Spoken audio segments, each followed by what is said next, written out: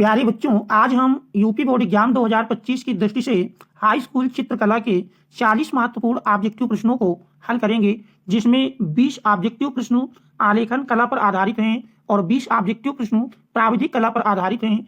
सबसे पहले हम आलेखन कला पर आधारित 20 ऑब्जेक्टिव प्रश्नों को पढ़ेंगे। तो देखते हैं सबसे पहले 20 ऑब्जेक्टिव प्रश्नों को, जो कि आलेखन कला पर आधारित हैं। देखें, जिसका पहला प्रश्न दिया है, पहले प्रश्न में तेरा इंद्रधनुष में कितने रंग होते हैं। देख रहे 4 ऑप्शन दिए हैं। Option A 4, B 5, C 7, D 6। इंद्रधनुष में रंगों की संख्या 7 होती है। इसका विकल्प सी सही है। इसके बाद हम दूसरा प्रश्न देखते हैं। देख रहे दूसरे प्रश्न में दिया है कि नीला रंग नेत्रों पर कौन सा प्रभाव डालता है। नीला रंग नेत्रों पर ठंडा प्रभाव डालता है। इसका ऑप्शन ए सही है। इसके बाद तीसरे प्रश्न में क्या निम्न में से कौन प्राथमिक रंग है। तो प्राथमिक रंग हम जानते हैं लाल, नीला, पीला, जिसमें आप देख रहे हैं लाल ऑप्शन दिया है। विकल्प नंबर इसका बी सही है। देख रहे जो शेष 3 रंग दिए हैं, हरा, नारंगी और बैगनी, ये तीनों द्वितीयक रंग हैं। इसके बाद चौथा प्रश्न है, चौथे में क्या किस नंबर की पेंसिल से खींची गई रेखा गहरी होती है। हम जानते हैं जिसमें बी की संख्या सर्वाधिक होगी, उस नंबर की पेंसिल से खींची गई रेखाएं गहरी होती हैं। तो यदि इसमें आप देखें तो बी की संख्या आप देख रहे हैं विकल्प नंबर सी में सर्वाधिक दी है। इस प्रकार से प्रश्न 4 का सी सही है। इसके बाद फिर देख रहे हैं 5वें प्रश्न में दिया है कि लाल नीला रंग मिलाने से कौन सा रंग बनता है। तो लाल में नीला रंग मिलाने से बैगनी रंग का निर्माण होता है। इसका विकल्प बी सही है। इसके बाद हम 5वें प्रश्न को देखते हैं। देखिए इसके बाद छठा प्रश्न है। छठे प्रश्न में दिया है, हमारा छठा प्रश्न है कि ओस्टवाल्ड कलर चार्ट में कितने रंग होते हैं। तो ओस्टवाल्ड कलर चार्ट में रंगों की संख्या 8 होती है। 8 देख रहे हैं ऑप्शन नंबर ए पर दिया है। इसके बाद 7वां प्रश्न है, समांतर रेखा किसे कहते हैं। समांतर रेखा देख रहे हैं कह 2 सीधी रेखाएं आपस में ना मिलें। तो 2 सीधी रेखाएं आपस में ना मिलें, यही समांतर रेखा कहलाती हैं। तो इसका ऑप्शन ए सही है। इसके बाद 8वें प्रश्न को यदि देखें, देखिए 8वें प्रश्न में दिया है कि सबसे महीन ब्रश निम्न में से कौन सा है। तो सबसे महीन ब्रश, जो नंबर सबसे छोटा होगा वही ब्रश सबसे महीन होगा। तो देख रहे हैं दिए गए विकल्प में 1 नंबर सबसे छोटा है, यही सबसे महीन ब्रश होगा। इसके बाद 9वें प्रश्न को यदि देखें, देख रहे हैं 9वें प्रश्न में दिया है कि किन 2 रंगों के मिश्रण से हरा रंग बनता है।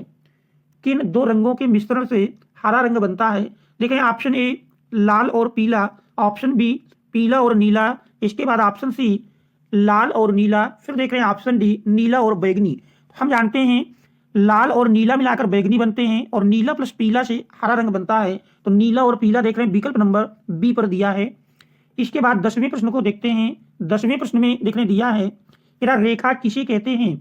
तो पहला है 3 बिंदुओं के बीच की दूरी, बी कह 2 बिंदुओं के बीच की दूरी। तो 2 बिंदुओं के बीच की दूरी को रेखा कहते हैं। इसका विकल्प बी सही है। इसके बाद 11वां प्रश्न है, तटस्थ रंग कौन सा है।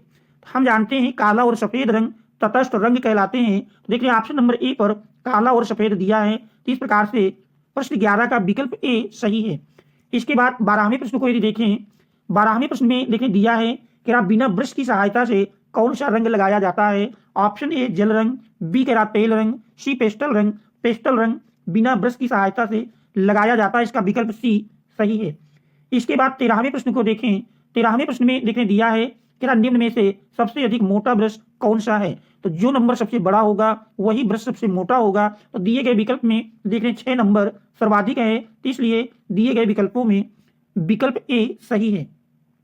इसके बाद 14वां प्रश्न देखने दिया है कि सूर्योदय के समय क्षितिज का रंग लगता है।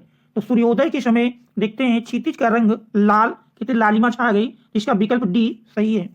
इसके बाद 15वां प्रश्न है। देखिए 15वें प्रश्न में कौन सा आकार आलेखन के लिए उपयुक्त नहीं है। देखिए वर्ग में आलेखन बनता है, त्रिभुज में भी आलेखन बनता है, वृत्त में भी आलेखन बनता है, लेकिन कोण में आप देखे होंगे आलेखन नहीं बनता है। तो इसका विकल्प डी सही है। 16वें में निम्न में से कौन सा रंग गर्म है। तो देख रहे हैं दिए गए विकल्पों में ऑप्शन बी लाल रंग गर्म है। इसके बाद 17वें प्रश्न को यदि देखें, 17वें प्रश्न में दिया है निम्न में से किस प्रकार की पेंसिल से खींची गई रेखा हल्की होती है। तो देख रहे हैं option A HB, B H, C 2H और डी 2B। तो 2H पेंसिल से खींची गई रेखा दिए गए विकल्पों में सबसे हल्की होगी। तो इसका ऑप्शन सी सही है। इसके बाद 18वां प्रश्न यदि देखें, 18वें प्रश्न में देखने दिया है द्वितीयक रंग कितने होते हैं। तो द्वितीयक रंगों की संख्या 3 होती है, 3 प्राथमिक रंग और 3 ही द्वितीयक रंग होते हैं। तो इसका ऑप्शन बी सही है। इसके बाद 19वां प्रश्न देखते हैं। 19वें में कह रहा रंग माध्यम में अधिक पारदर्शी रंग कौन सा है। तो रंग माध्यम में सबसे अधिक पारदर्शी जल रंग होता है। इसका ऑप्शन ए सही है। इसके बाद 20वां प्रश्न है। देख रहे 20वें प्रश्न में दिया है कह रहा काले रंग का विरोधी रंग कौन सा है। हम जानते हैं काले रंग का विरोधी रंग सफेद रंग होता है। तो इसका ऑप्शन बी सही है।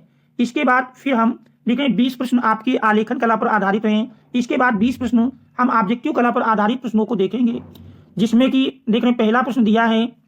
पहले प्रश्न में कह रहा वर्ग का प्रत्येक कोण होता है। तो वर्ग का प्रत्येक कोण हम जानते हैं 90 अंश होता है, जो कि विकल्प नंबर बी पर दिया है। दूसरा है एक वर्ग के आंतरिक कोणों का योग होता है। तो वर्ग के चारों कोणों का योगफल देख रहे 90 गुणे 4 9 चौको 36 360 अंश होगा, जो कि विकल्प नंबर बी पर दिया है। इसके बाद फिर देख रहे हैं तीसरे प्रश्न में दिया है।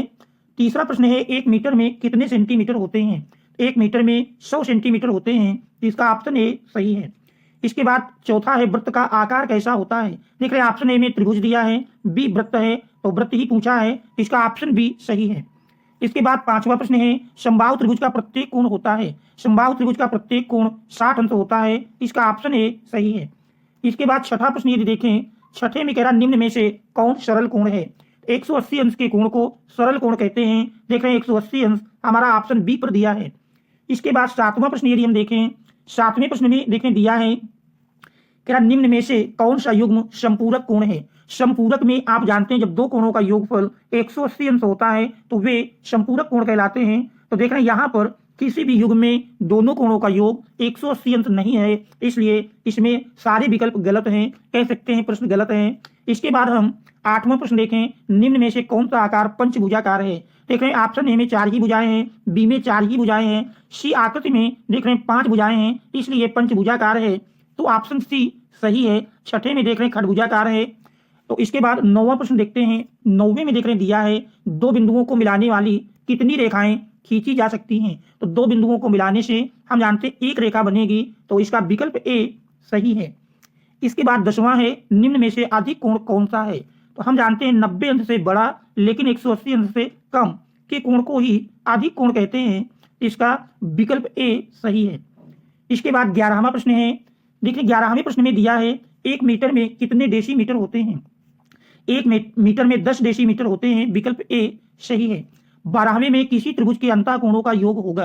अंतःकोणों का योग हम जानते हैं 180 अंश होता है, जिसे हम दो समकोण भी कहते हैं। इसका विकल्प बी सही है। इसके बाद 13वां प्रश्न है। देखिए 13वें प्रश्न में दिया है तेरा 1 डेसीमीटर में कितने सेंटीमीटर होंगे। 1 डेसीमीटर में 10 सेंटीमीटर होते हैं। ऑप्शन ए सही है। 14वां है एक वर्ग की चारों भुजाओं का गुण है।